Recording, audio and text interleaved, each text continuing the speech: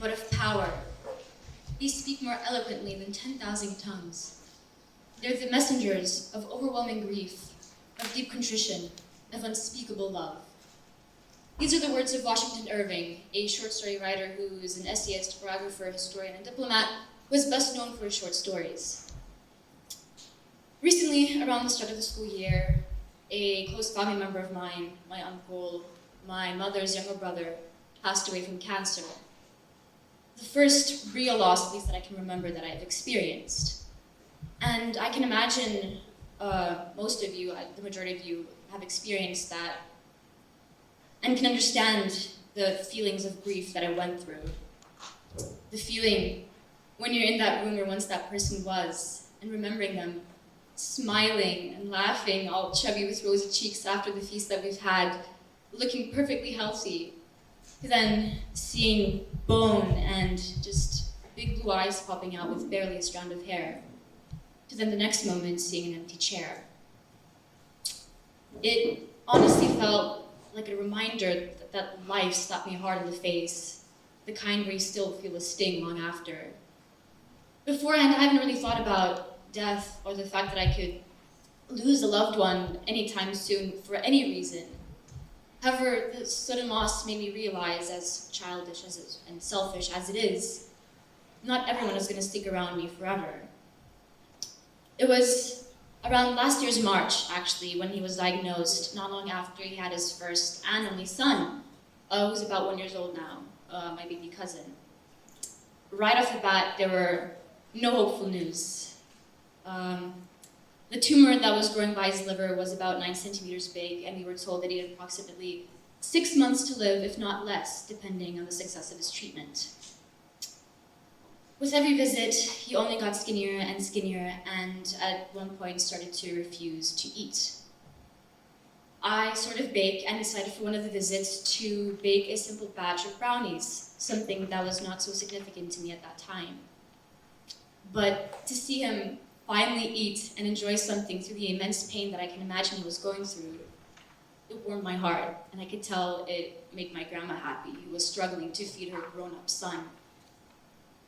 For the last visit, which I didn't know was the last one yet, I baked his final batch, and 2 days passed, and I wake on a Sunday morning with my mom sitting on the bed telling me the news of how he passed during the night.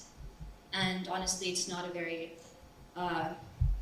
unforgettable morning, to be honest.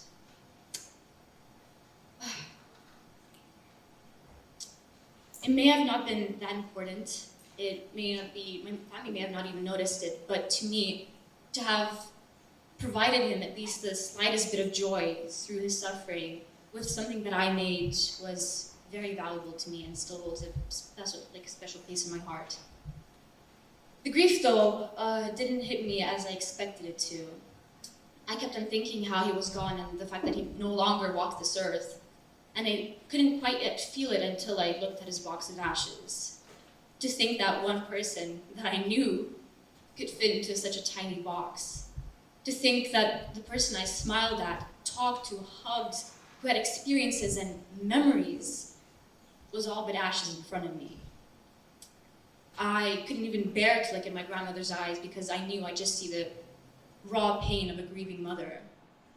The feeling for a parent to outlive their youngest child, I cannot imagine, must have been terrible. Or for my mother, for a sister like my mother to lose a younger brother. And now I remember that she didn't cry much like the rest. I actually don't even remember her seeing that cry, but I can imagine she was grieving just the same, if not more. And because of that, I couldn't help but put myself in her position and imagine losing my own brothers, my twin. Though the hardest part, I'd say, was looking at his girlfriend, whose face never dried during the entire funeral.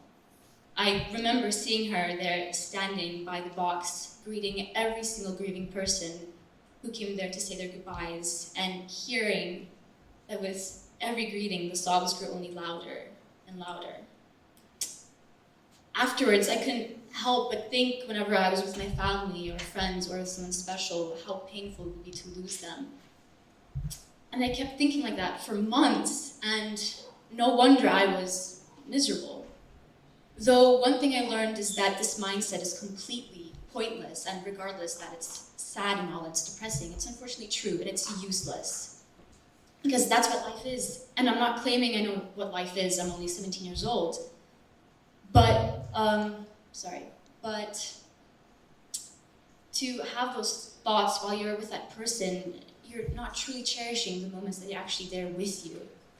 And, grief as well as trauma is never a straight line. It can be very distracting, confusing, numbing, and can make you feel very overwhelmed. And to face those emotions, though, to confront the conflict, the trauma, takes a lot of courage and strength. And because it makes us more vulnerable. However, it makes us strong. It makes us grow because we learn how to face those emotions. Of course, growing is never easy. It takes a lot of pain. That's the whole point of it, To grow, you need to make mistakes, you need to fail, you need to struggle in order to transform, to be reborn. And for me, since life is ever changing, and I cannot control any of these factors, in anyone's life, in my own life, what else was there to do for me than to appreciate those moments that I had with those special people? And what happens, happens. And if what happens ends up hurting me, I'll know that I at least tried to enjoy every minute that I could. Of course, like I said, life is just ever changing, and especially now with the current situation taking place, a lot of things have changed, and a lot of things may change in the coming future for everyone. And I'd like to leave you with this special message, this very simple message, and say, don't take things for granted, especially the people around you. Thank you.